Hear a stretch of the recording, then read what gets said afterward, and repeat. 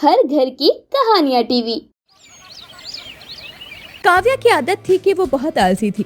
उसे ज्यादातर सामान बिस्तर पर ही चाहिए होता था, इसलिए कभी कभी वो बिस्तर पर सोते सोते ही हल्की हो जाया करती थी। आज भी काव्या देर से सोकर उठी तो उसने देखा बेडशीट पूरी तरह गंदी हो गई थी, जिसे देखकर काव्या अपने मन ही मन में कहती है, हे भगवान, आज फिर से मुझसे गलती हो गई। आज मैंने फिर से अपना बिस्तर गीला कर दिया। ना जाने माँ को पता चलेगा तो वो अब मेरे साथ क्या करेगी। भगवान, मैं पूरे 25 साल की हो गई हूँ, लेकिन अभी भी बेडशीट गंदी कर देती हूँ। अब माँ आएगी तो बेकार में मुझ पर गुस्सा करेगी और मेरी होने वाली सास से भी ज्यादा सुनाएगी। जल्दी से माँ के आने से पहले बेडशीट बदल देती हूँ, और वरना वो बिस्तर गीला देखेगी और ना ही मुझ पर गुस्सा करेगी। इतना बोलकर काव्या उठती है और बेडशीट को बाथरूम में ले जाकर धो देती है। कुछ देर बाद जब काव्या बाथरूम से बाहर आती है तो उसकी माँ अंजलि उसके सामने खड़ी थी। तुझे लगता है कि तुम मुझे कुछ नहीं बताओगी तो मुझे पता नहीं चलेगा। अरे, तेरी माँ हूँ मैं, और तेरी ये 55 साल की माँ अपने बाल धूप में सफेद करके नहीं बैठी है। मुझे पता है कि तूने आज फिर बेडशीट गंदी कर दी है। माँ, माफ कर दो। मैं कितनी भी कोशिश करती हूँ कि इन सब चीजों का ध्यान रखूं, पर कोई ना कोई गलती हो ही जाती है। अब मैं जानबूझकर थोड़ी ना बेडशीट गीली करती हूँ। मुझे होश ही नहीं रहता सोते वक्त। अब मुझसे गलती से बिस्तर गीला हो गया है, इसमें मेरी क्या गलती है? जानती हूँ काव्या, इसमें तेरी कोई गलती नहीं है, पर तू अपनी इन आदतों को सुधार सकती है। माना कि एक बार तुझे टाइफाइड हुआ था और तू पूरे 15 दिन बिस्तर पर थी, तब जरूरी था। लेकिन अब मुझे ऐसा लगता है कि तुझे अभी भी डायपर पहनाने की सख्त जरूरत है। माँ, आप खुद ही बताइए ना, आपने मेरा रिश्ता रोहन के साथ तय किया है। जब उसे ये बात पता चलेगी तो क्या वो एक डायपर पहनने वाली पत्नी को स्वीकार करेगा? क्या पता डायपर पहनने के बाद तू अपने आप ही हल्की होना बंद कर दे। तुझे खुद ही पूरा दिन प्रेशर रहेगा कि तू ये क्या कर रही है। अंजलि की बात काव्या को बिल्कुल ठीक लगी। उसका रिश्ता रोहन से हो चुका था और दोनों अक्सर फोन पर घंटों बात किया करते। आज भी दोनों की फोन पर बातें चल रही थी। मैं तो बहुत ज्यादा उत्साहित हूँ। जल्दी हमारी सुहागरात का दिन आने वाला है। मैं जब भी तुम्हारे बारे में सोचता हूँ तो मेरे चेहरे पर तो अपने आप खुशी सी आ जाती है। ये बात सुनकर काव्या अपने मन में सोचती है, और जब इसे पता चलेगा कि मैं बिस्तर पर हल्की होती हूँ और शायद हमें सुहागरात डायपर में मनानी पड़ेगी, तब इस बेचारे पर क्या बीतेगी। काव्या का सामने से कोई जवाब ना आते देखकर रोहन उससे पूछता है, क्या बात है काव्या, तुम तो अब कुछ जवाब ही नहीं दे रही। लगता है शर्मा आ गई हो। हाँ रोहन, मैं शर्मा गई थी। आखिर शादी की बात सुनकर तो हर लड़की शर्मा जाती है ना। अच्छा, मैं रखता हूँ। हमारी शादी में अभी बाकी हैं हफ्ते 4, और उसके बाद तो हम दोनों। रोहन ये बोलकर शर्मा कर कॉल कट कर देता है। इधर काव्या अब अपने घर में डायपर पहनना शुरू कर देती है। आज उसने डायपर पहना हुआ था और वो खुद से कहती है, अरे, अब तो मैंने डायपर डाल लिया है। रात को मुझे किसी भी तरह की कोई परेशानी नहीं होगी। कम से कम मैं बिस्तर तो खराब नहीं करूंगी और माँ भी मुझ पर बेकार में गुस्सा नहीं करेगी। काव्या ये बोलकर सो जाती है और उसने बिस्तर गंदा नहीं किया था, लेकिन डायपर का नाश कर दिया था। वो इन सब चीजों से बहुत ज्यादा परेशान हो गई थी, लेकिन उसे समझ में नहीं आ रहा था कि वो क्या करे। कुछ तो वो आलसी थी और कुछ जब से बीमारी से उठी थी उसका अपने ऊपर नियंत्रण नहीं रहता था। ऐसे ही 1 महीना गुजर जाता है और काव्या की शादी का दिन आता है। काव्या शादी के जोड़े में बैठी थी और ब्यूटी पार्लर वाली उसे सजा रही थी। आप तो बहुत सुंदर लग रही है, एकदम अप्सरा की तरह। आपके पति आपको देखेंगे तो आपके दीवाने हो जाएंगे सच में। हाँ, ये बात तो है। आपने मेरा मेकअप बहुत अच्छा किया है। अच्छा, जरा मुझे मेरा मोबाइल देंगी? मुझे कुछ ऑनलाइन मंगवाना है। अरे, आप दुल्हन हैं। आज के दिन तो आपको रानी जैसा ट्रीटमेंट मिलना चाहिए। आपको कुछ मंगवाने की क्या जरूरत है? आप मुझे बता दीजिए, मैं लाकर दे देती हूँ।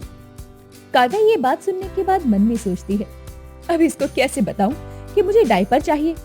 अब मैं इससे डायपर मंगवाऊंगी और इसने 1-2 लोगों को ये बात बता दी तो मेरी क्या ही इज्जत रह जाएगी। नहीं, मुझे कुछ नहीं चाहिए। मैं खुद मंगवा लूंगी जो मुझे मंगवाना है। अरे, आप भी कैसी बातें कर रही हैं? आज के दिन आप काम करती अच्छी थोड़ी लगेंगी। आज के दिन तो हम सबको आप अपना हुक्म बताइए।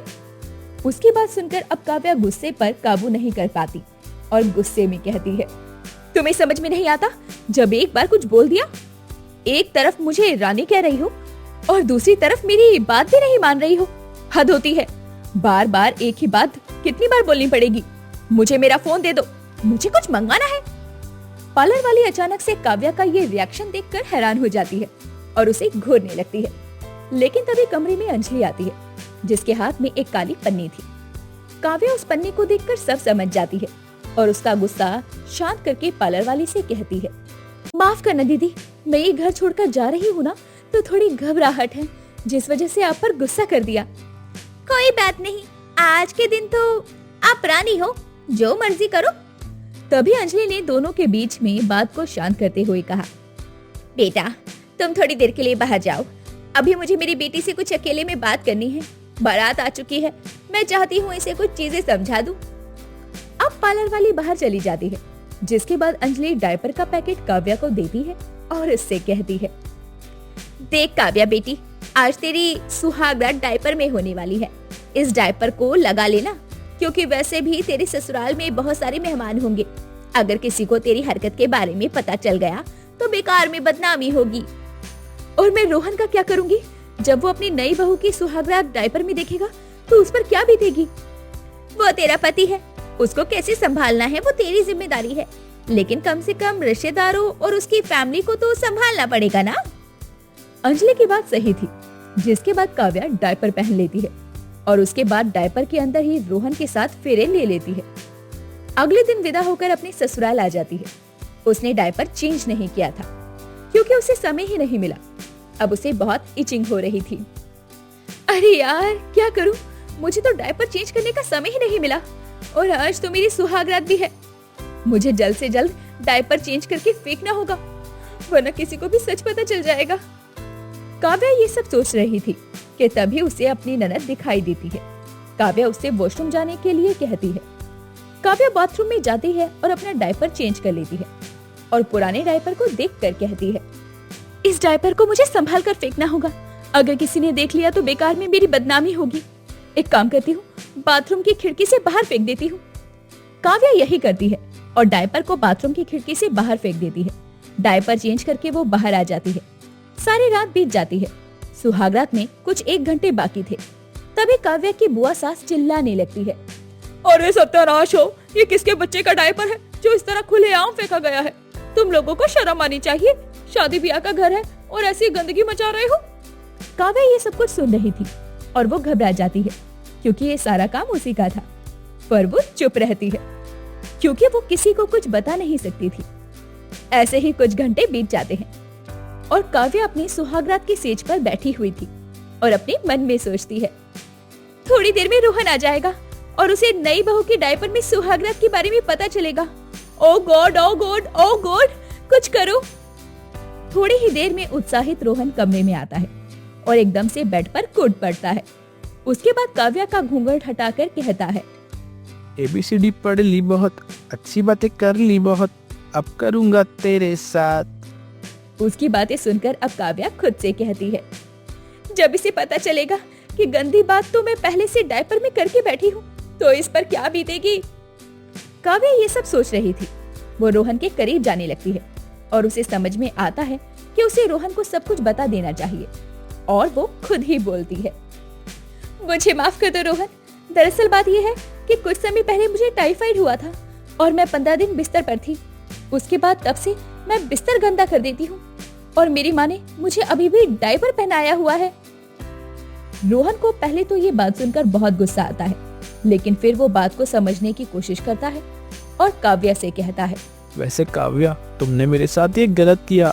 तुम्हें मुझे ये पहले ही बता देना चाहिए था, पर मैं जानता हूँ तुम्हें लगा होगा कि मैं तुम्हें छोड़ दूंगा, पर इन छोटी छोटी बातों पर रिश्ते खत्म नहीं किए जाते।